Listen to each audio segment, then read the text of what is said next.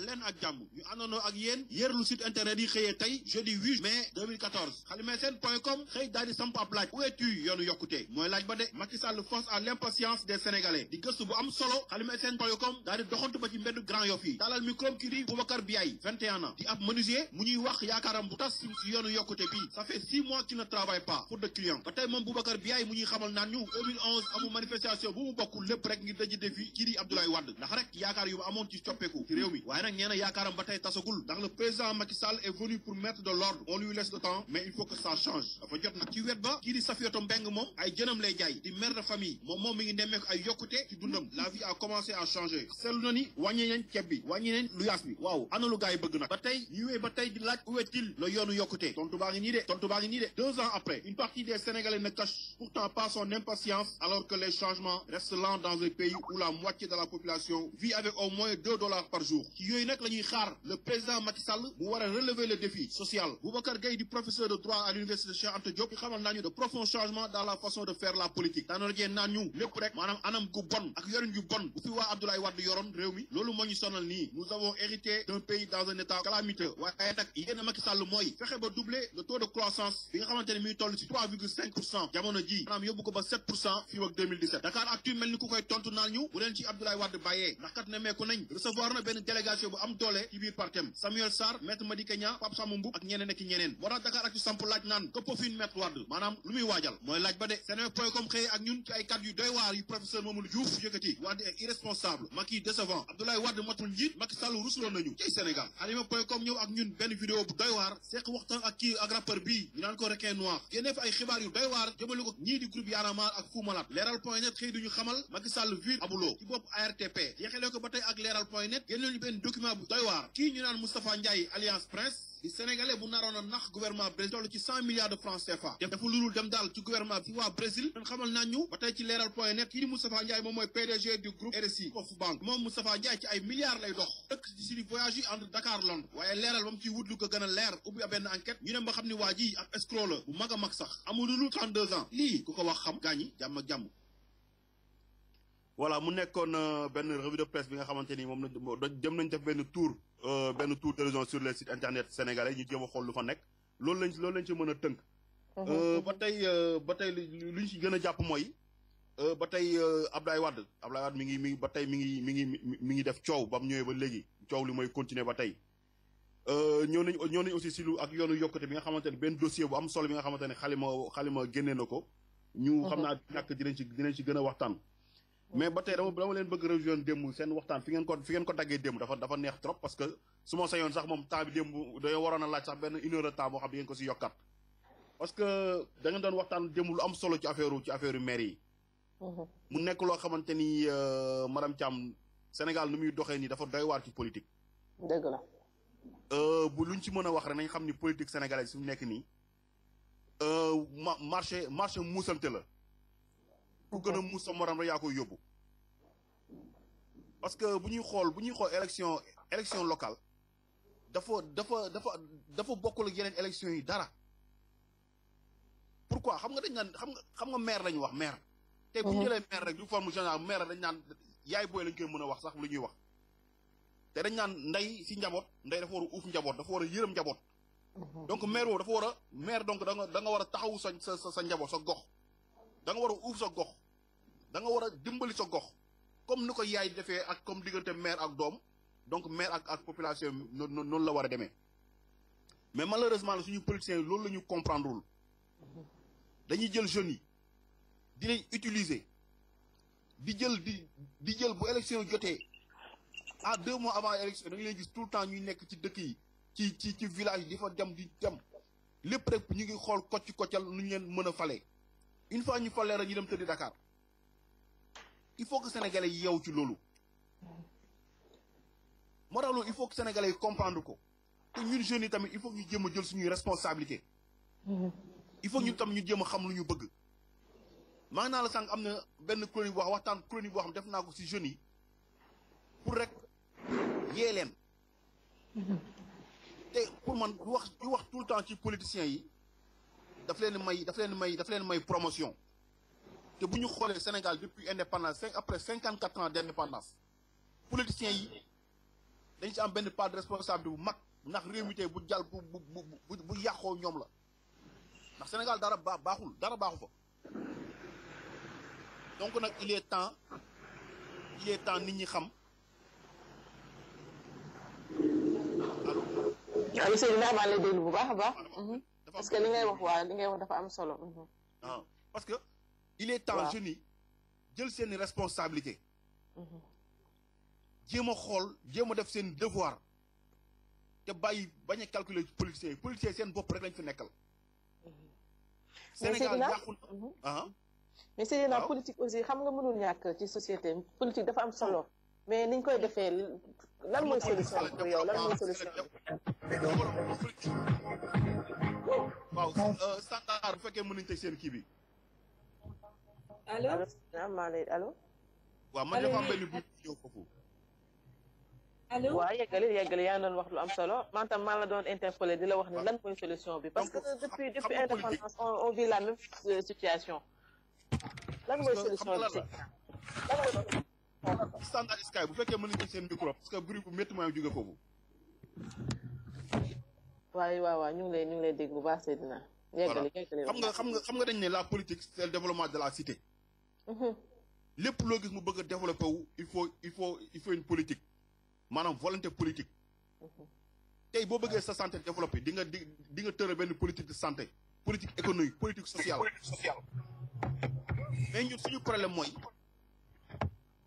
mooy ni ñuy doxalee politique Sénégal moo jaarul yoon. ñun politicienne la ñuy def. mais yow lan nga préconiser Seydina lan ngay proposer par exemple nga xam ne ñu ngi ñuy déglu lan mooy solution bi. solution bi. weesuwul ñu déglu kii bi ma leen di proposer bu ñu paree ñu waxtaan si dinañ xam ensemble ñii lan mooy solution bi exactement parce que.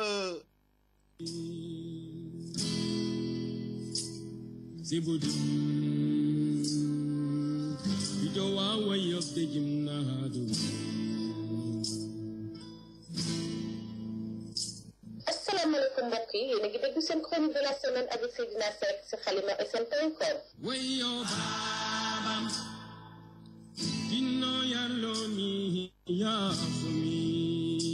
Dis-moi quelle jeunesse tu as, je te dirai quel peuple tu seras. yooyu di ay kàddu yu ñu war a bàyyi xel te bu dee dëgg suñu réew mii di Sénégal bu yeboo rek yaakaar daal siy tas ndax réew bi nga xamante ni système LMD lañ jël daal di koy jiital def ko priorité yaakaar ni moo war a mën a doxal réew mi maanaam lutte musique danse rek la ñu nekkee te ndaw yi am ci responsabilité bu mag fu yeneen réew yi di xalaatee lu jëmale seen réew kanam rawatina di profité si nouvelle technologie yi ana yan jumtuwaay lañ ci war a mën a xalaat ñun ci beneen wàll ba ñi ngi fi nekk rek di xalaat ay fecc yu bees buñ ñu usawee ba fàtte jël caaxaan bi wala sax caaxagum teg ko fële dal si bërëng bërigo lii mooy Sénégalu tey avec ça nag fu ñu toog bëgg di casse suñuy droit te fàtte def suñu devoir ndaw yi war a jël seen destin en main bañ a rek taxaw di wekk si nguur waaye taxaw naan Sénégal dafa makki askan wi sonn nañu tamit dëgg sax waaye lu si jaaxal ñëpp mooy grand théâtre fu mu wootee mu fees dell lu ñuy sol ba ci suuf bara xam ne réew bu ndóol duñu ko solo Dakaaru ñaay boo fa rombee guddi mu lay saf Las Vegas cey Sénégal mu joon nag ndaw yi xam ni ñoom ñoo war a mën a tabax Sénégal ëllëg ndax suñu maam yi ku leen yeewoon fi ñu tëdd dinañ kitaabu ni du Sénégal bi la ñu fa bàyyi woon mu nekk ay yeneen responsabilité yu ñu gàddu si suñu loos gannaaw ba nguur gi moom télé na ci wutal jeunesse bi liggéey télé na ci posé ay acte wala yu war a mën a dalal xel ñun ñoo war a jug ay caaxaan bi te takk suñu ndigg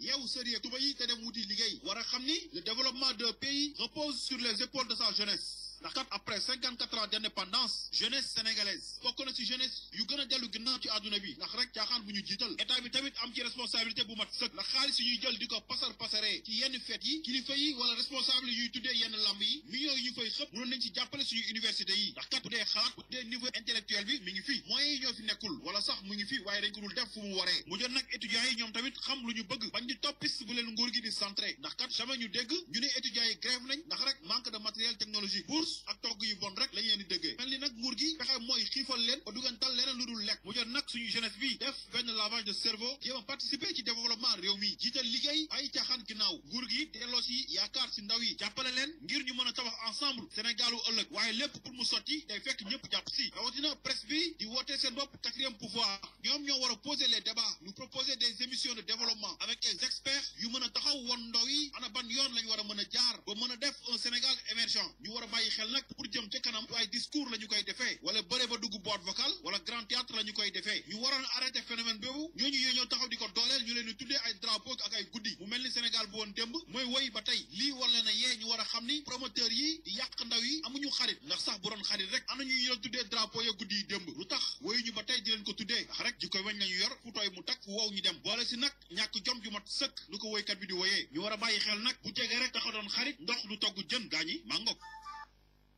waaw madame Thiam waa Seydina déglu naa ko chronique bu am solo. voilà donc man je pense que nii man lii rek mooy solution bi. solution bi lii la. bu ñu bëggee dem il faut ñu jël caaxaan teg ko fële. mënuñu taxaw naa réew mi dafa métti Sénégal doxul ëpp Wally Seck ñëw di tëgg samedi ak dimanche grand théâtre muy fees dell entre 20 000 30 000. xale yi lu ñuy sol ëpp na 300 000 boo ko xoolee cheveux naturel bi kese ëpp na 300 000. ba pare ñu bëgg a taxaw naan Sénégal dafa makki. léegi la Seydina donc da nga wax lu am solo parce que man thème bi nga jël daf ma intéressé parce que réew mi dañ fi seetlu phénomène boo xam ne les responsabilités mën naa wax ne c'est partagé parce que société yi nga xam ne ñoo mag ci Sénégal suñuy sponsorisé duñu sponsorisé par exemple loo xam ne dafa dem ci développement wala loo xam ne xoolal par exemple Orange Sénégal wala Tigo wala Expresso bu ñu demante ñu jàppale université étudiant xam nga étudiant bu nekk yaa ngi téléphone portable mais pourquoi mënuñ jëm benn université ñu jëm a xool lan la ñu fa mën a def ba am fa ba ñoom ñu am fa visibilité boo xam ne dinañ jàppale université dinañ jàppale bu dee ay tablette wala ay connexion foo mën a toll ñu mën la ko jox mais xoolal mën loolu rek au moins dina permettre étudiants yi ñu mën a di jënd Orange mais tey boo demee ci mbër mi ñan ñooy am téléphone ana lan la fa Orange la wala Expresso wala Tigo lan la ñuy wut ci làmb exactement il faut ñu ñoom ñu participer ci développement bi jeunes yi tamit il faut ñu tam ñu xam lu ñu bëgg tey même ba ci ambassade yi dama leen pointer du doigt parce que mënuñu tamit ay jeunes am xam-xam bëgg a dem bëgg a ñaan visa bëgg a dem yokku seen xam-xam ñu leen di bañal visa Ouzin bërëng bërigo ñëw génne benn single ñu lay jox visa ngay dem France wala ngay bëre nga ñu lay jox visa nga dem États-Unis loolu tam lu ñu war a xoolaat la il faut ñu xool yu mel noonu phénomène yu mel noonu kese mooy encourager caaxaan ci réew. dëgg la ay Seydina nga wax andi jàngat bu am solo donc man damay wax ne responsabilité toujours dafa partagé population bi aussi nañ jël seen responsabilité xam ne réew mi ci ñoom la dépendre muy jeunesse bi muy femme yi muy troisième âge muy xale yi nga xam ne ñoom ñooy commencé di door seen jàng dañuy war a def taxaw seetlu bu am solo organiser ay assises yoo xam ne dañuy woo lëkkaloo ñi nga xam ne ñooy organisation yi nekk ci réew mi yëpp ñu xool lan mooy suqali réew mi liñ mën a def bëri na exemple rek laa lay jox ci communes yi wala yooyu ñuy créer ay bibliothèques yoo xam ne jeunesse yi dañ fay daje di waxtaan par exemple chaque mois maire bi ñëw fa waxtaan ak jeunesse bi ñu xool lan moo mën a suqali gox yeeg gox-goxaan yi parce que développement suñu réew foofu rek la mën a jógee dañuy tabax à la base doog a yëkkati affaire yi ci kaw te yaakaar naa ne am na solo loolu Seydina. ñu ngi fàttali ay temps dañ naan organiser li ñu naan ay tee débat. daa toog ba guddi ñu toog benn fenn dafa benn tee boo xam dañuy waxtaan. li nga xamante dafay mën a jëmal parce que xam nga localité nekkul ni tey man maay dëkk Géejawaay bëgg a tabax Rufisque yéen ñu dëkk si gox boobu yéen a mën a suqali seen gox. absolument yaakaar naa développement foofu la war a commencer c'est à la base. c'est à la base développement. c'est à la base. donc tey yow mënoo taxaw ñëpp jeune ay xoolal lu mel ni ASC yi. association sportive culturelle mais dañ ci yokk dee pour le développement. mais ASC balaa nga kaa dégg rek nawetaan kese nga leen dégg mu nekk loo xam ne ñoom dañoo war a indi tamit seen participation ci développement local bi tey bu ñuy xool ASC bu nekk boo doon waxuma la dara sax mais nga doon mayee deret jour bu nekk nga mayee deret rek suñu banque sange yi dootuñu amati problème deret. exactement. écurie mbëri tamit mbëri bu nekk boo doon mayee deret tamit du ñu am problème rupture de sang. pourquoi du ñu mën a participer ci développement bi. jàngat bi daal vraiment am na solo il faut que gars yi di ko def surtout local yi tamit ñu war a xam ne élection locale jeunes yi si boobu ñu dëkk si local ñoom ñoo war a commencer le développement foofu parce que bay sa weewu tànk la ñu wax tey jeunes yi bu ñu organiser tey ñun pourquoi pas après nawetaan mënu ñëw ay nawetaan yoo xamante ne setal la ñu xool carte bu gën a set ñu décorer la ñu nekk mu nekk compétition foofu. dëgg la Seydina démb rek maa ngi koy wax ci waxtaan bi donc rupture la ñu wax donc benn dynamique moo war a am ñu anticiper développer li ñu naan gouverner c'est prévoir dañuy anticiper toog def taxaw seetlu suñu paree def ay proposition ba pare jël engagement bu fort nag ñëpp réaliser ko loolu mooy base bi sinon rek à chaque fois les mêmes choses reviennent. nee naa sànq da nga war a balaa ngaa kaas sa droit da nga war a def sa devoir ba pare defal lu la war ba pare donc laaj sa yàq sa àq sa yelleef mais nag mënoo toog si taatu garab ba naan nguur gi defu fi lii te yow la nga defal Sénégal. exactement. bala nga laaj un retour xoolal yow li nga def ba pare moo tax il faut que ñu def benn lavage de cerveau xam ni Sénégal pour mu dox du ay caaxaanu koy doxal. suñu gaal la ñun ñëpp ko bokk. tey li ñuy def kaas di critiquer Macky Sall lu nekk lépp rek pour bëgg mu gën a yokk jéego yi bu accélérer la cadence mu nekk une réalité. exactement. mais pas ci ay wax parce que ba mu demee Tambacounda moom reconnaître moom ci boppam neen am na ministère yoo xam ne doxul te boobu ba tey ñu ngi xaar mu jël ci ay décisions mais ba tey defuñu ko. exactement su dara doxul da ngay lañ koy xaar même ba ci démb na maa ngi dégg ñu naan abuloo limogé nañ ko. je suis pas de la paire xaw ma kuy abuloo mais dafa ma naqari xam nga tax mu naqari moom madame Thiam. bu fekkoon ci anam yi ñu ko dénk ci loolu la échec d'accord mais affaire de politique la parce que rek am na kenn ku waroon dem dugal seen déposer seen benn liste ñu séquestré waa ji ñu ne waa abuloo la donc là c'est le parti avant la patrie ñu mel nii la ñuy xeex dañoo bëgg tey bu ñuy dax un ministre mu nekk ci benn faute de gestion ci li ñu ko dénk wala mu ñàkk tële ci li ñu ko dénk mu tële ci li ñu ko dénk mais également Seydina su fekkee ministre aussi dénk nañ ko benn liggéey su fekkee dem na bu ci biir xam ne dem ko munu ko mais démission mu ngi fii culture boobu dañ ko war a am. mais nag loolu malheureusement loolu sénégalais xamuñu ko. kenn moo ko mos a def ci histoire du Sénégal su ma juumalee kooku sax sekken rek la mën a sant muy Mamadou Seck ba muy nekk ministre des finances ñi jéem ko ne am na benn soo passé l'avait rattrapé mu démissionné bëgg ne pour mettre à l'aise justice bi ba keroog ñu koy setal wala ñuy àtte ay mbiram. mais problème mooy man lu ma naqari mooy. ma ne notion de responsabilité foofu lay commencé. dénk nañ benn liggéey bu am solo loo xam ne dafa yitteel la population. yaakaar naa ne soo demee ba problème am ci quelque ak aspect bu mu mënti nekk nag jël sa responsabilité nga démissionné. voilà c'est que man lu ma naqari mooy man je pense que nit ki bu ñu la waree poste xam nga lii yëpp xam nga lii lan moo ko waral madame Thiam mooy cumul de mandat. exactement tey bu fekkee ministre dafa yem ci ministère bu ñu ko dénk kase yoonam du nekk ci politique bañ koy am ay coow lii di ko fi jural. bu fekkoon député dafa yem ci poste député kase yoonam du nekk ci ay élection locale bañ ko fay jëlee. je pense que ni loolu lañ war a mën a réfléchir Sénégal tey xool cumul de mandat pourquoi un ministre bëgg a nekk un maire imagine tey benn à Matam le maire de Matam nekk ministre koo xamante ne mais Dakar lay nekk tout le temps fu muy mujjee géré par procuration comme ni Idriss Seck defoon Yankhoba Diattara yu mel noonu moo war a jeex te loolu jeunes yoo ko war a mën a jeexal damaa bëgg sama gox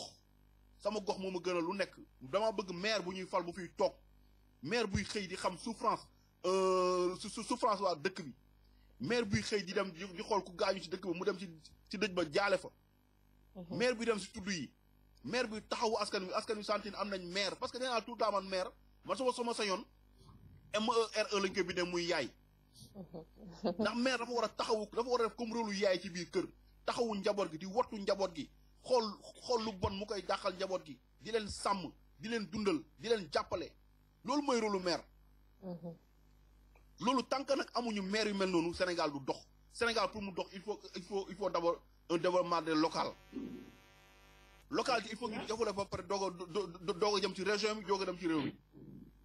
Seydina waxtaanu tey bi am solo mu mel que ni madame la directrice ñëw na rejoindre ñu ci émission Mandela Show ñuy fàttali ne auditrice ak auditeurs yi nga xam ne ñu ngi déglu yéen a ngi seen émission Mandela Show muy émission boo xam ne dañ ci jàngat actualité bi mais également waxtaan bu am solo boo xam ne day jëmale réew mi kanam ñu bàyyi madame la directrice mu nuyoo ak askan wi. waaw di nuyu tout le monde di nuyu tous les auditeurs de Safir FM TV di nuyu Seydina moom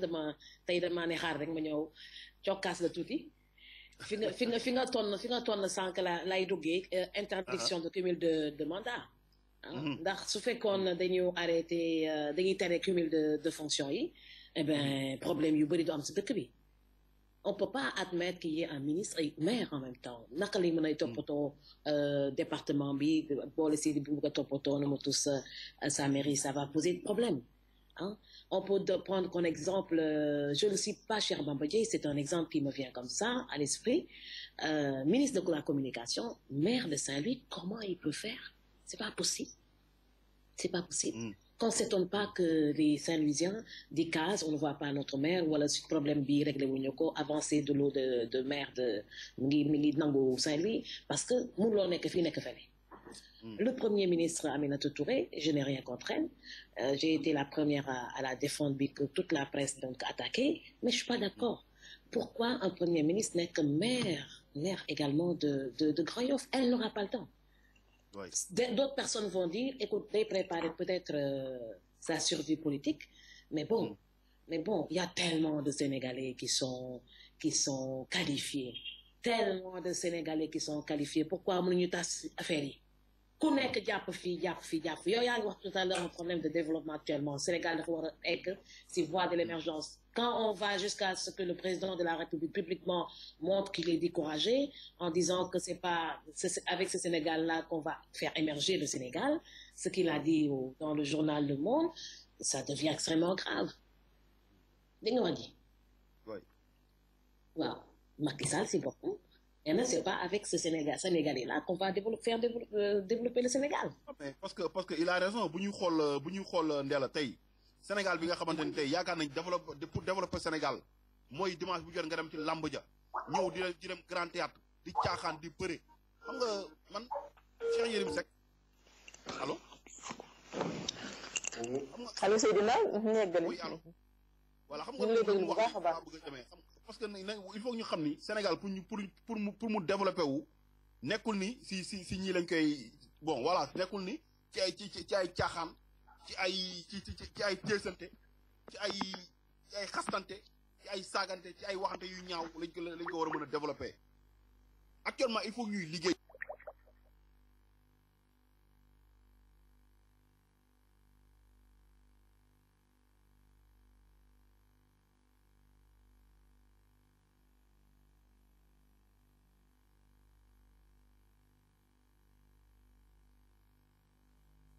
def jàngat bu am solo ci cumul de fonction yi Seydina aussi ñëw wax ci jeunesse qu'il nous faut pour Sénégal jëm kanam population bi nga xam ne noonu lañu war a taxawee pour réew mi mën a jëm kanam te yaakaar naa ne am na solo ñu bàyyi madame la directrice mu yeggali waxtaan bi. jéem a rejoindre encore Seydina qui veut continuer le débat donc techniquement on va essayer de rétablir la connexion. Affaire interdiction de cumul de mandat yi nga xam ne si la ñu nekkoon mooy ministre déjà département ministériel am da koy jëlal tellement de temps donc ce ministre ne peut pas faire autre chose à part gérer son ministère. Soo demee si le député il a tellement de choses à faire que le député également mënul def autre chose à part gérer le travail bi nga xam ne Assemblée nationale moom la ko sas mu nekk maire également le maire ne peut que se préoccuper des problèmes des populations léegi nag Sénégalu 1960 ak Sénégalu 80 90 dafa ute lool ak Sénégalu 2000 ndax Sénégal 2000 ba 2007 2012 2014 dafa am xale yi màgg nañu ba màgget qualifié jàng ba macha allah donc ñu bëgg ni ngi doon doxalee Sénégal ba njëkk ba ñu continuer di ko doxalee xam nga loolu du mën a sotti su ko defee tant que réglé wuñu problème mu cumul de fonction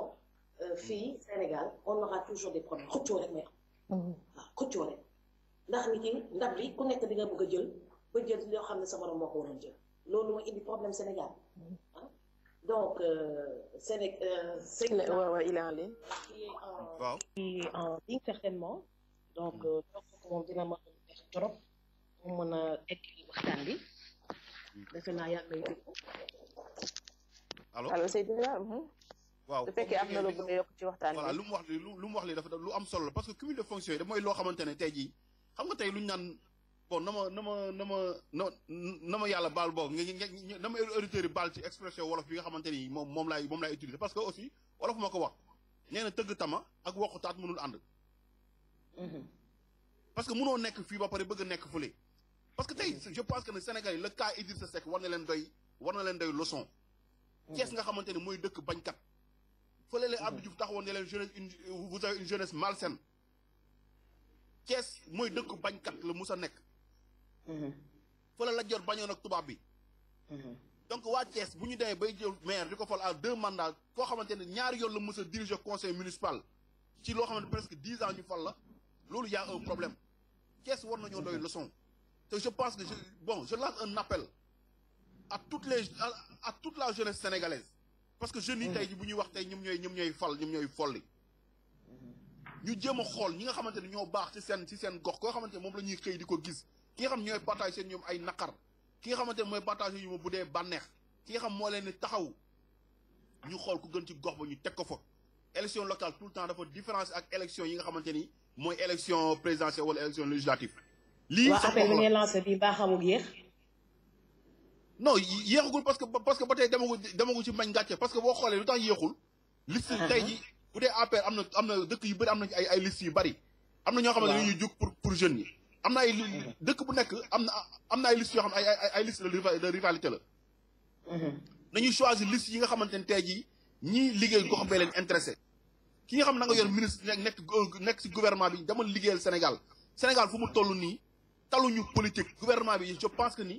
je pense que ni état bu ñu fekkee réew mi pour man bu ñu doon borom xelaat wala borom xel wala réew mi tax leen a jóg bu ñuy sax xalaatee ñu ngàdd si yow benn poste lu ministère mu diis si yow gann ngay bëgg a dem di yóotu beneen poste maire yi. man léegi xam nga fan lay loolu rek doy na sas. affaire bi nga lancé am na solo. mais je pense que pour moi dina xaw a jafe mu am nopp yu bëri yu ko déglu lu tax. ndax liste yi ñu def nii ñu si bëri dafa foqloo.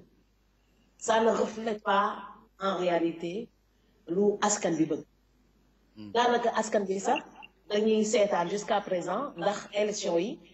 gis nga nu mu demee dañ ko reporté wala duñ ko reporté ñu bëri yow mi bokkoon nga si ñu ne woon élection du am man mi bokkoon naa si ñu ne woon dañuy reporté élection yi ñeneen ñi ne woon nañ élection yi na ñëw. déglu nga Omar Sarr wax na ko nee na Macky Sall yónnee na ko nit pour mu waxtaan ak moom ñu xool lu ñuy dàqee élection yi. waaw daanaka loolu leer na wax nañ ko te ñoom ba léegi kenn weddiwu ko donc loolu lu amoon la seen mbébét loolu pour ñu reporter élection ndax pare wuñu woon Omar Sarr dafa bañ xam ne tey bu ñu ko waxee tey ji dañ leen dafa violer calendrier républicain loolu moo tax ñu force élection mais ñoom seen bopp xam nañ ñu pare wuñu pour dem élection. absolument moo tax it gis nañu li xew mooy beaucoup de listes forecloses gis nañu ay listes yoo xam ne ni nga ko defaree baaxul parti PDS déposé plusieurs listes APR déposé plusieurs listes AFP daanaka tous les partis pratiquement dañuy déposé ay listes yu bëri ñenn yi retiré wu ñenn yi bañ a dem sax parce que dañ leen promettre ay postes ministériels après local yi di ñëw donc man je trouve que appel bi ma mën a lancer actuellement ci Sénégal bu nekk fi ñu toll nii. mooy un appel qu'on va lancer directement au président de la République pour qu'ils accompagnent les jeunes et qu'ils règlent le plus dans de meilleurs délais le problème de l'emploi des jeunes. C'est pas ces maires qui vont venir qui vont régler le problème de l'emploi des jeunes. xëccoo ak xëyroo ñaar yoo actuellement bi ñuy def nii du ñooñu ñoo nar a régler problème mu population yi. par contre le président de la République bi nga xam ne dañ ko fal. mu am responsabilité destinée Sénégal fii ba 2017. moom moo am responsabilité accompagner le secteur privé,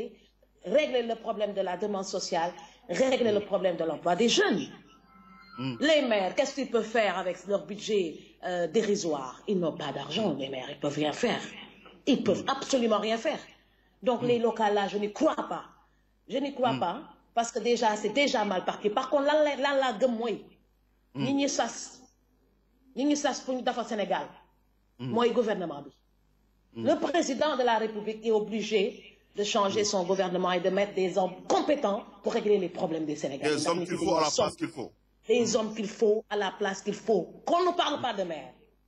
Qu'on ne parle pas de maires quand on voit que ces maires n'ont pas de budget. Donc ce n'est pas ces personnes qui vont régler les problèmes des Sénégalais. Par contre,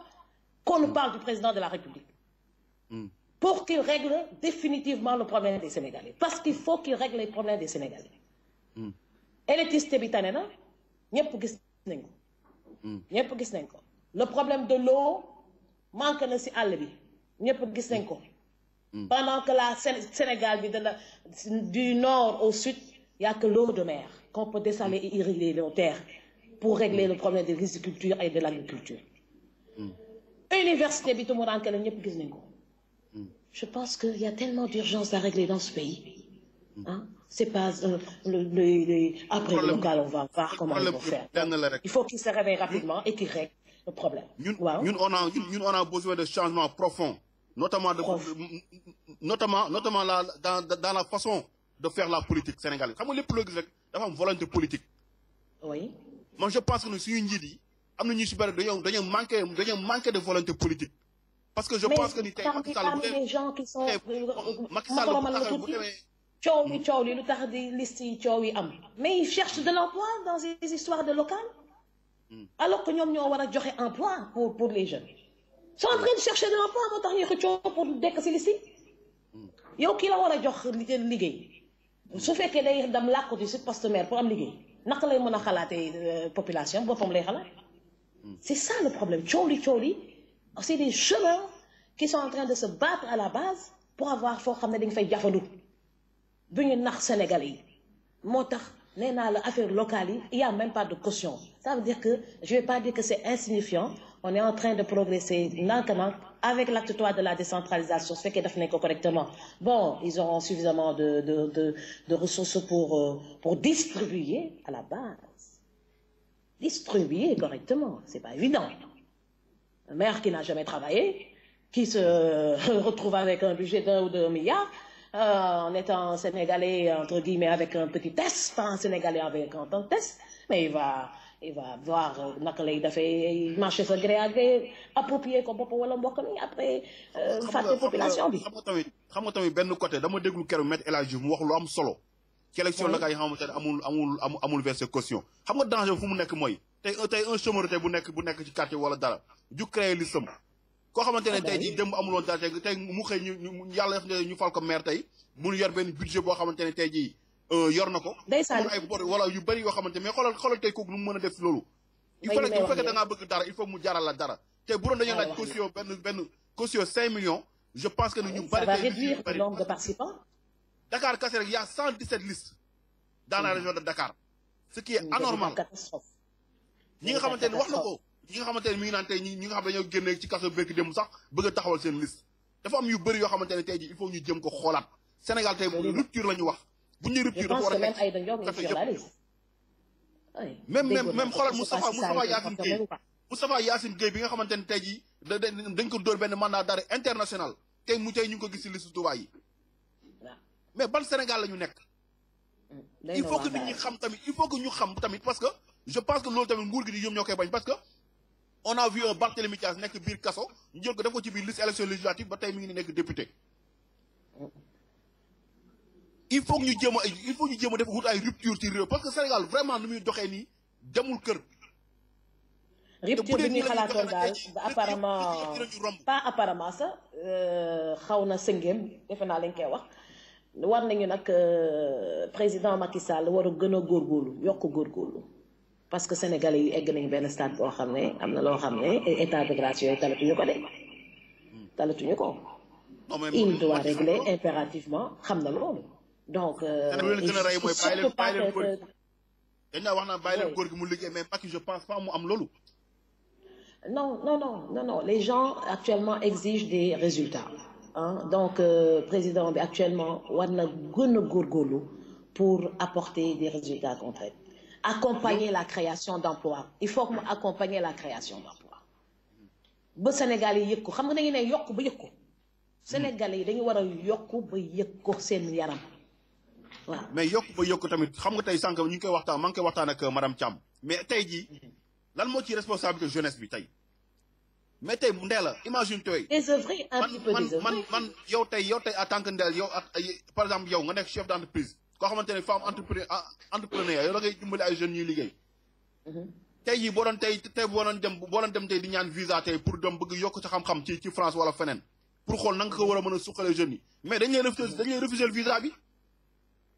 tey boo jëlee un Ouzin Barigo génne benn single ñu lay may visa ngay dem France wala nga bëri benn combat ñu lay may visa ngay dem États-Unis y a un problème. Bon, man de kenn xalaatul ma refuser visa. Il faut que ñu jéemal. Donc là actuellement le problème des visas donc soo déposer un dossier complet yow loo bëri Aziz ni koy waxatee sax Ouzin Barigo lu mu la def. non dafa ko dara non parce que problème mooy man naqari na. Ouzin Barigo lu mu ko def. gis naa jeunes yu bëri ñoo xamante ne seen yéene mooy bëgg dem yokk seen xam-xam sans complexe di ñefe. bàyyi non loolu mooy yéex a santé wax théâtre yooyu may xaalis ñoom tamit dañuy créer emploi ndax artistes yi fa nekk di wéy tey leen di fay ba si journée bi. bu dee loolu kase bu dee loolu mooy jëmale réew kanam bu dee loolu mooy loolu dong mooy jëmale ñuy jàng bay am na ñuy bay bu dee pour loolu lañ sukkandiku pour def un Sénégal émergent Côte d'Ivoire la ngi nekkoon na pendant 10 ans si guerre ñëw na tey fi nekk di ba raw nañu waaw il faut que ñu liggéey il faut ñu jéem a xool nit ñi jéem a tàggat nit ñi ci liggéey donc góorgóorlu loolu mooy xam nga ANEJ agence nationale waxtu sa ANEJ dañuy wax agence nationale pour l'emploi kenn sentiru ko il faut ñu sentir ko. on peut pas accepter naan Sénégal dafa makki Sénégal dafa métti ku ñëw tëgg grand théâtre mu fees del entre 20 000 30 mu fees del xale yi di caaxaan di sol ay valeur 500 000 ñu koy sol bëgg a taxaw naa réew mi dafa métti ñun jeunes yi il faut ñu def suñu devoir après doo kaa suñu droit. waaw tey njiit bu lay jox nga liggéey day fekk nga commencé nga luñ naan jàppale ak dimbali dafa am jàppale mooy bu ñu la fekk ngay def fi dara ñëw jàppale la pour nga dem. dimbali mooy ko xam dara ñëw taxaw. musiciens yi war nañ arrêté musique léegi nag di julli di jàpp rek dem liggéey nag daal lan nga bëgg a fas yéene def nag ñoom créé wu ñu emploi. non loolu mais ba ci musiciens yi nga wax na mais léegi foofu gën a graw tey boo nekk tey benn groupe de 10 personnes lead vocal bi rek mooy tekki ñeneen ñi duñu musicien duñu dara. maa la wax li musicien bi ngeen moom mooy dugg si 4x4 ñëw soirée ay taxi ak ay njëga njaay la ñu jóg pour dem jouer ji. loolu mooy développement.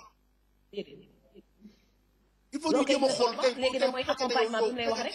tous les secteurs dañu war a bu fekkee yow ñi sa ginnaaw tey ñoo tax yow nit ñi xam la donc ñooñu tam dañoo war a yokk ba yëg ko mais nekkul yow mu ci kanam kase yow yaay yokk ñeneen ñi boo leen gisee bëgg leen gërëm. ndeysaan li nga wax moom lu dëgg pëng la lu wër këng la mooy accompagnement bi daal tous les secteurs aussi bien culturel exactement fépp la nag fépp tey boo demee tey ci municipalité bi tey maire bi kase tey moom mooy lekk ci terrain yi moom mooy luubal terrain yi mooy jaay suuf ñeneen ñi ay maccaat ak 50 000 lañ ci am 100 000 francs koo ci agent municipal boo gis bëgg ko yërëm bëgg ko sarax bu dee policier ñu si circulation yi tey ñu ci bari tey am na policier buy monté poste Thiaroye kooku boo ko xool da nga koy bëgg a sarax te ñoom ñu si kaw tey di teg ay dil ay millions et des millions bu ñu bëggee Sénégal dox il faut ñu waxante dëgg loolu mooy mën a doxal Sénégal sans loolu tey fii ak 100 ans du ñu dem ci kaw tam ñu am ay njiit yi nga xamante ni dañuy jël la patrie jiital ko avant le parti mais tey Macky Sall li ñu ko gisee muy doxalee nii le parti la jël ou la famille avant la patrie il faut ñu wax ko mu leer loolu mooy Sénégal tey. waaw léegi 9h17 jot na de. non tey moom sama yaram dafa xaw a tàng sa yaram dafa tàng jër. non parce que da ngay toog fii tey di gis affaire yu bëri yi nga xamante ne da lay naqari tey jii. parce que man tout le temps damay gis Côte d'Ivoire tey fa laay xoolee imagine Côte d'Ivoire nekk presque 8 ans ci guerre bépp bateau bu daan wàcc Abidjan ñu détourné ko indi ko Dakar mu nekk waroon nekk un profité de Sénégal war fa jaaree suqali ko ci côté pêche mais xoolal tey jii ñi ngi nekk tey di jël suñuy géej gi di ko ngacc ñu naan lan 5 milliards xaw ma 6 milliards tous les 5 ans te tey jën boobu tey ñun bu ñu ko doon jënd tey Sénégalais bu ñu doon jënd pendant 1 an kese dina ëpp 1 milliard. suñu yaboy bi tey kenn mënatul lekk yaboy dañ naan dem ci géej ga di jël ay yaboy tàllal yeeg yaboy 4 mètres yi di ko lakk mais kenn mënatul gis loolu. waaye temps yi tuur na de sareet yi daan jaay ay yaboy ñaar dërëm amatul parce que tubaab yi ñoo ne nga ci suñu géej ba mu jeex tàkk tey jii Sénégal fu muy joxe 5 milliards par 5 ans Mauritanie 1 an lañ ko fay. donc mu nekk erreur boo xamante ne suñu il est temps Macky Sall jël ay responsabilité am yamale kii di Ali Aïdar wala ñu arrêté yii di accord bi nga xam ne signé nañ ko revoiraat ko parce que ba tey dëpp moom damul ndiggu jànn waaw léegi absolument jafe-jafe yi moom bëri nañu trop jafe-jafe yi bëri nañu trop te loolu nag moom sénégalais actuellement dañ leen war a gunge quand je dis l'accompagnement c'est tellement important ñaata société ñoo fi nekk di waaj a tëj ñu war leen da jàppale pour ñu bañ a tëj ñaata société ñoo fi nekk tëj ba pare ñu war leen jàppale pour ñu ubbi ñaata nit ñoo fi nekk bëgg a créer société ñu war leen pousse ñu tàkk loolu la ñuy attendre ci gouvernement Sénégal waaw bu ñu wax affaire locale yeeg yu maire rek yu kenn xamul non déjà on sait un conseil municipal n'a rien du tout dañ koy rembourser transport am su ñëwee ci session loolu dafa jar a xuccoo comme li nga wax léegi rek maire bi kese moo ci profité mais ñu ne ci suuf rek ñu dara am jaay suuf yi ak légalisation yooyu xaalis la de. voilà le maire y a que le maire qui peut profiter mais bon xaalis bi day demee boor ils n'ont rien les conseillers municipaux n'ont rien y a que le maire l'équipe kii nekk ci kaw ñoo xaw a tane mais donc dañ fa nekkal seen bopp mooy li ma doon wax dañuy uti liggéey ci local yi. dañuy uti liggéey ci local yi te loolu moo gën a rusu ci affaire yi. maire day am qualification professionnelle ba pare am ci lu dëgër lu mu jàpp di nga wax ni. mani ndaw yi daal ñoo war a jël seen responsabilité. ndaw yi mu dina suuf sa xaalis askan bi tas ko ci suuf. mais maire bu ko xam ne comme li nga wax léegi musul am liggéey nga jékki-jékki fal ko maire parce que duggoon na liste te déposé wu caution kooku nag il faut pas s'étonner que mu jël sa budget bi jël visa am ne day di dëkk di voyager rek kenn du ko gis ci dëkk ba. donc day profité wu ci belle vie bi. xam nga problème mooy il faut que jeunes itam jël seen responsabilité parce que tey mënoo nekk di benn dëkk benn gox par presque depuis 2012 nga nekk fa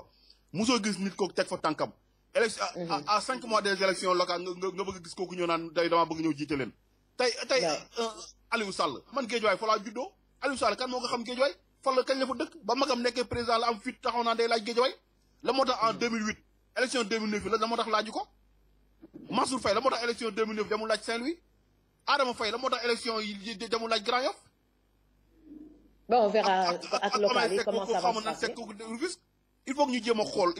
xoolaat gox yi doomu gox bi moo mën a defar moo mën a liggéey sa gox. loolu day fekk rek mu am jot li élection locale dañ ko waroon préparer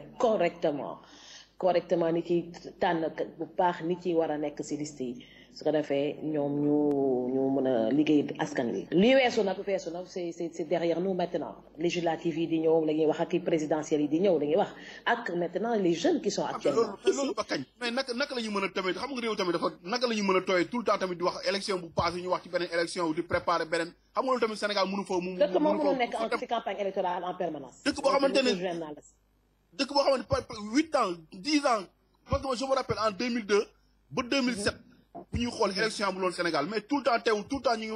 wax politique ñu ngi wax parti politique il faut que ñu kañ la ñu jël temps pour liggéey. nañu wax liggéey kañ lañ koy wax 2015 2016 mais nañ pourquoi mënu nekk ay année de liggéey. année de voilà léegi nag moom abuloo moom am na folli nañ ko depuis démb ki ka remplacé nag moom mi ngi tudd Abdou Karim Sall. xam naa dina ne xëy na bokk na man dama ci am gàcce ci Abdou Karim Sall nag moom waa Sonatel la ne woon kooku sama xarit bu baax la sax xam naa ko bu baax a baax moo doon gérer ci serveur yi bu baax a baax kooku nag moom zéro faute waru ko def on sera même pas tant avec lui parce que su échoué si moom bu fekkee politiqueul d'accord mais xam nga tey man abuloo xaw ma ko mais daxam bi am na benn côté boo xam xaw na mu métti parce que nekkul ni problème de compétence lañ ko dàqee affaire de politique la donc lii tamit day indi danger bi nga xamante ne tey jii fekk yaa ngi politique di lay dégg fonction à tout moment mën nga sauter dañoo bëgg tey les hommes qu'il faut à la place qu'il faut koo xamante ni compétence moo tax ñu teg ko fa mais pas pour affaire cumul de fonction le président avait dit ku faute rek si élection locale dina la kii sanctionné il a commencé par Aboulo il faut attendre maintenant d'autres personnes certainement seront sanctionnées dans la semaine à son retour de voyage puisqu'il a pris l'avion depuis hier. Et après les locales également, il faut s'attendre. Ku perte sa local moom bu pas dina la remplacer moom. ça moom. maa ngi koy leb ba suba incha allah 9h23. voilà da nga war a dem liggéey vraiment kontaan naa trop retrouver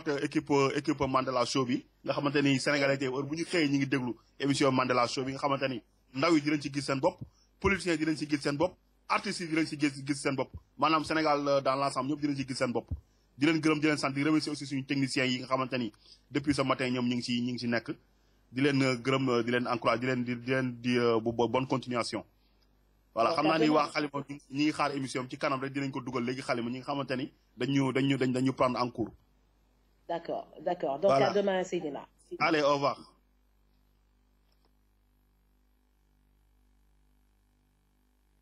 Jeudi 8 mai 2014,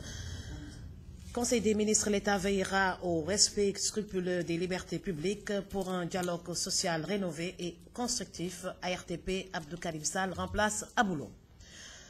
L'ONAS consolide les acquis de 2013. Élection locale, Abdoul Aziz Sy Al-Amin, faisant confiance à la jeunesse, à la sagesse des électeurs. Au Parti socialiste, le poste de secrétaire général ouvert aux candidatures à partir du 9 mai. Après 4 ans d'absence, Faloudien revient avec Momé Vent. Le gouvernement attendu à Thiès le 21 mai, les besoins de la région estimés à 1400 milliards de francs CFA. Donc Thiès qui va recevoir le gouvernement. L'observateur nous parle de l'inceste aux allures de cabale familiale. Manipulé par sa deuxième épouse, Salima Kosoko accuse son fils d'avoir violé sa demi-sœur. Scrutin du 29 juin 2014, ombre sur les locales. Les décrets de Macky Sall en question, la tenue des élections suspendues à la décision de la Cour suprême, la Sénat statue sur la liste de Touba aujourd'hui. Je dois battre Auguste avec la manière. Malik Gakou, numéro 2 de l'Alliance des forces du progrès. Pourquoi je ne suis pas investi sur les listes? L'avenir de Benno Bokk Yakaar ne dépend pas des résultats des locales. Je suis trop petit pour commenter les déclarations de Moustapha Niasse. Wade est une icône de notre histoire politique. Karim Wade sur le supposé accord politique entre Macky Sall et son prédécesseur. Je n'ai jamais mandaté qui que ce soit pour négocier avec Macky Sall.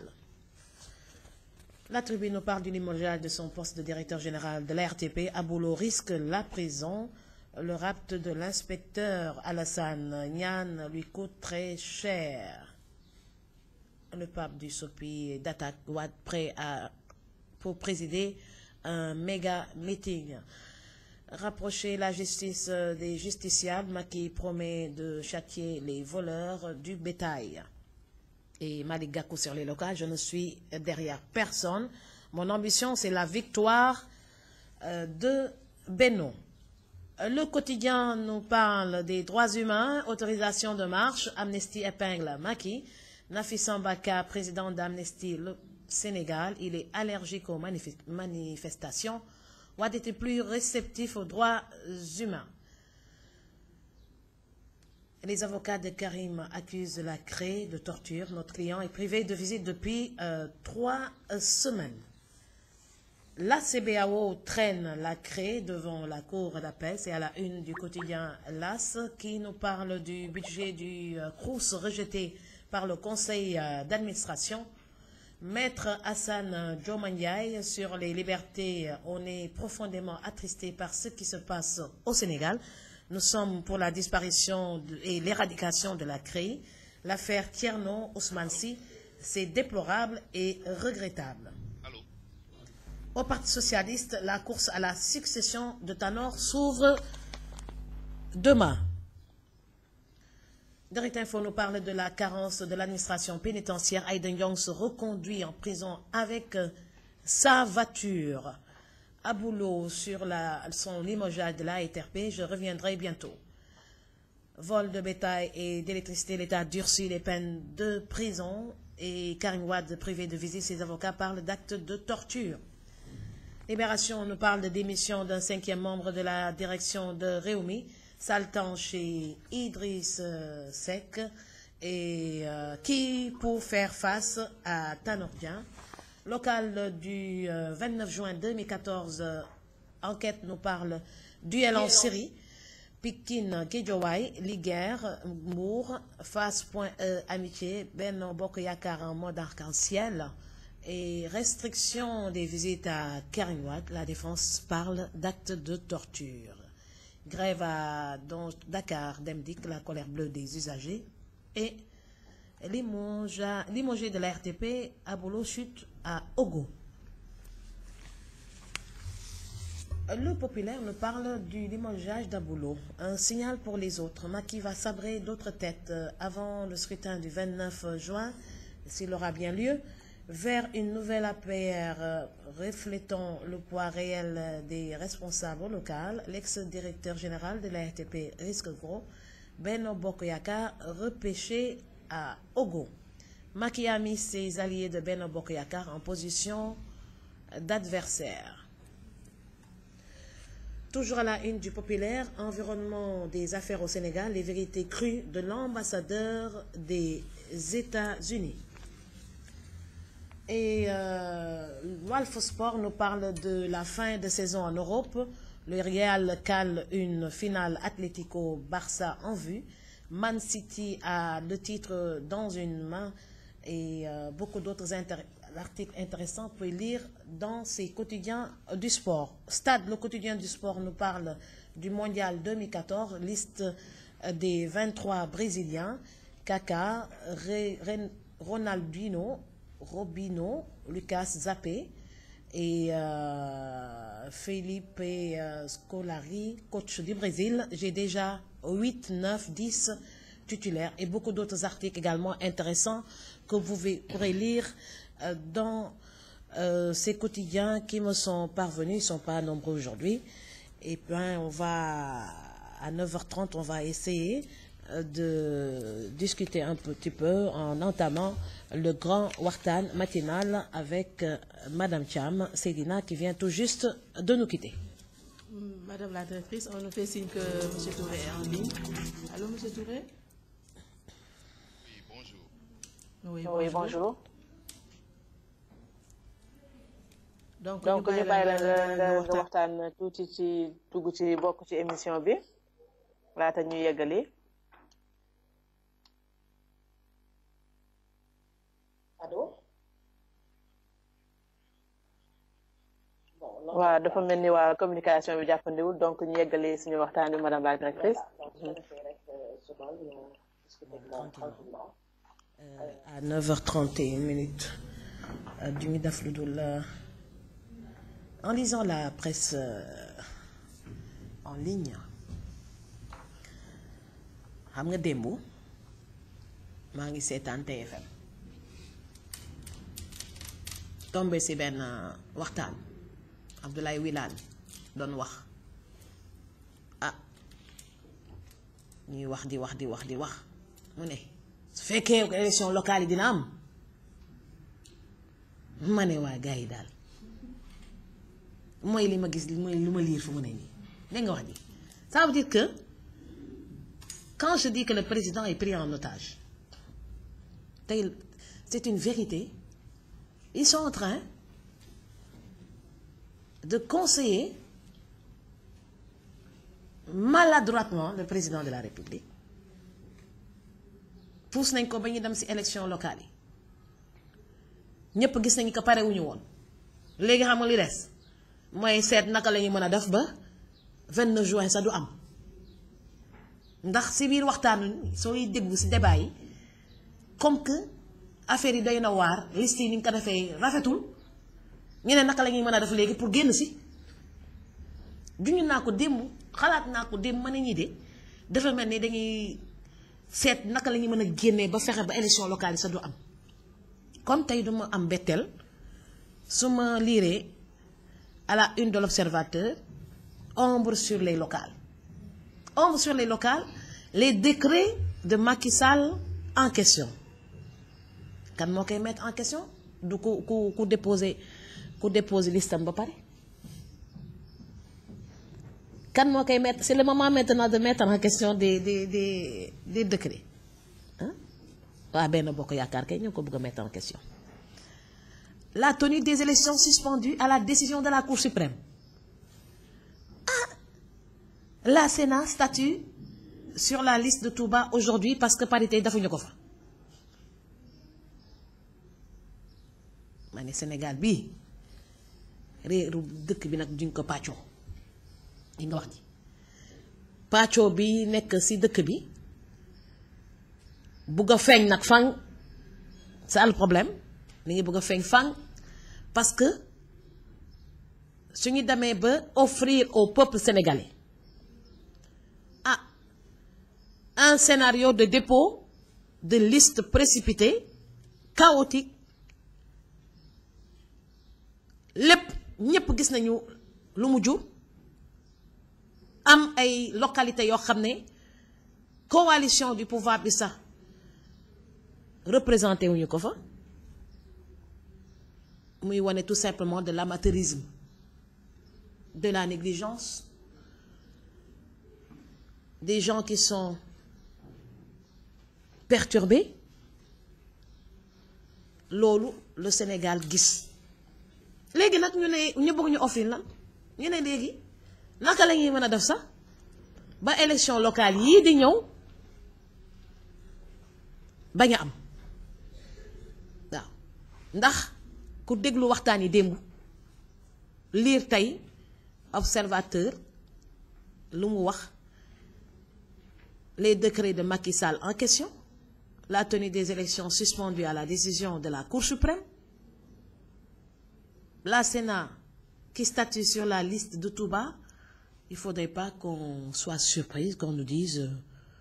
écoute, finalement il y aura pas d'élection et que on va tout recommencer lépp yàqu na. Il faudrait pas que les gens soient surprises de voir ñu génn benn article su fekkee li appliqué wuñu ko kon ñii mënuñu bokk wala lépp yàqu fu mu ne nii si loolu li ñu commencé loolu mooy xeeñ fu mu ne nii mooy xeeñ naka la ñuy débrouiller wu ba génn si affaire yi on n'a qu'à tout supprimer reporter refaire tout à zéro parce qu'il y a que des irrégularités un peu partout. Donc finalement, et ce qui va prouver que le président est mal entouré. Ce qui va prouver qu'il est extrêmement pris en otage. Ils lui font faire des choses pour les défaire. Du wone devant tout le monde que on l'a fait waaye mën nañ si génn. Affaire bi nag mën a war a nag doy waar ndax dëkk kenn du ko gérer ci manipulation te loolu lay affaire yi xaw a ñuuru nañuy sondé rek seet ndax suñu defee lii ñëpp dinañ ci langaamoo pour ne nañuy supprimer affaire yi donc on n'a qu'à supprimer les locales parce que les listes déposées ça n'a pas de sens. L'APR qui dépose plusieurs listes un peu partout le PDS la même chose l'AFP la même chose ñu déggoo pour arrêter la tenue des élections le 29 juin. Ni si kanam war a wéeru bët ndax c'est une affaire extrêmement sérieuse. On va voir ce qu'ils vont nous proposer, ce qu'ils vont proposer au peuple sénégalais pour donner des justificatifs de non tenue des élections. Donc pare nañ ñu pare wuñu loolu ñëpp xam nañ ko kenn parewul ñàkk pare moo waral même la coalition qui gère les affaires de l'État n'est pas présent partout et ça c'est la pire catastrophe Sénégal musul xam lii waaw donc foofu lay yemale sa waxtaan tuuti en attendant le temps que ma jox kàddu madame Thiam mu joxe xalaatam ci li gën a fës tey ci xibaar yi tey Seydina joxe na xalaatam bii moom dëkk rëcc Seydina bii dëkk rëcc bii dëkk rëcc ndax presse en ligne yi waxaguñu ko bii dëkk rëcc ombre sur les locales depuis démb ñu ngi koy rumbu daal maa ngi la bàyyi nga. jërëjëf madame la directrice di remercier aussi Seydina ci waxtaan bu am solo bi nga xam ne def nañ ko tey di fi nga daanelee rek foofu laay yëkkatee confusion bi nga xam ne moo am ci local yi nii muy loo xam ne li ci kanam raw li gët comme ni nga koy waxee jàngat bi après la ñuy comprendre donc ñu ngi naan dina am du am donc yooyu yëpp ay confusion la ñuy def ci bopp nit ñi te yaakaar naa ne arrangé wul le président Macky Sall la arrangé wu ko parce que population bi ñu ngi koy xaar ci leneen ñu ngi koy xaar ci loo xam ne vraiment dina demande sociale bi dinañ ko mën a régler problème yi nga xam ne jeunes yi femmes yi moom la ñuy rencontré yaakaar naa ne foofu lañ koy xaar mais nii ma gisee par exemple local yi tëralee pour man dina ko jural ay problèmes yoo xam ne après peut-être campagne présidentielle su ñëwee soit dinañ vote sanction mooy am wala leneen parce que nag comme ni ko Seydina waxee responsabilité nañ ko partagé population bi na jël avenir am mais ñëpp toog ñu def benn plaidoyer boo xam ne société civile bi partenaire au développement yi population bi collectivité locale yi ñëpp dañuy toog waxtaan pour du jëmale réew mi kanam mais politicienne bi nga xam ne moom laa gis ñuy tëralee pour man du arranger le président Macky Sall voilà. dañuy jéem a def li seet ndax arrangé nañu suñu arrangé wulee ñu changé ko loolu day xaw a day waar day xaw a day waar lii de man de je serais pas surpris qu'on nous dise carrément que les élections n'auront pas lieu je serais pas surprise parce que ñu ngi koy préparé depuis démb waxtaanee nañ ko ba pare togg nañ ko ba mu ñor léegi naka lañ koy présenté Sénégal moo des naka lañ koy présenté Sénégal moo des mu nekk lu xam nga moom bon fële Touba parité bi respecté wuñu ko Touba loolu c'est un problème à part xalif bi tamit jël tamit beneen décision génne fa politique yi ne parce que bëggul nee na Touba këram la te si kër bi kër bu spécial la bëggatu fa ñuy ay politique yi coow rek te duñu régler sa problème mu tali yi duñuy régler problème mu développement Touba te murit rek mën nañoo développer Touba donc Touba a un statut spécial la Sénat statut sur la liste de Touba aujourd'hui on va voir ce que ça va donner su ko defee ñu wax ñu nag la tenue des élections suspendues à la décision de la Cour suprême man de dama xamul nag ban Sénégal la ñu nekk am na ñu bari ñu mu arrangé de ak moo am ñu bari ñu mu arrangé am na ñoo xam ne de suñ ko defee dinañ kontaan lool na ko Moditi di waxee dinañ tàccu lool man de duma si bokk ndax comme que egsi nañu fii dam ba jeex waaw mi ngi fontoo Sénégal yi waaw déposé nañu liste yi ba pare dañuy dem élection yi quel est le problème dañuy dem élection yi loolu mooy dëgg et on passe à autre chose waaw on passe à autre chose c'est ça qui est important mais dëkk mënul nekk en permanence dans une campagne électorale ñëpp wax nañu ne il fallait reporter ñëpp reporter wuñu gis nañu résultat bi mbir yi jaxasoo na gor sa wax ja waaw fa la ñuy yem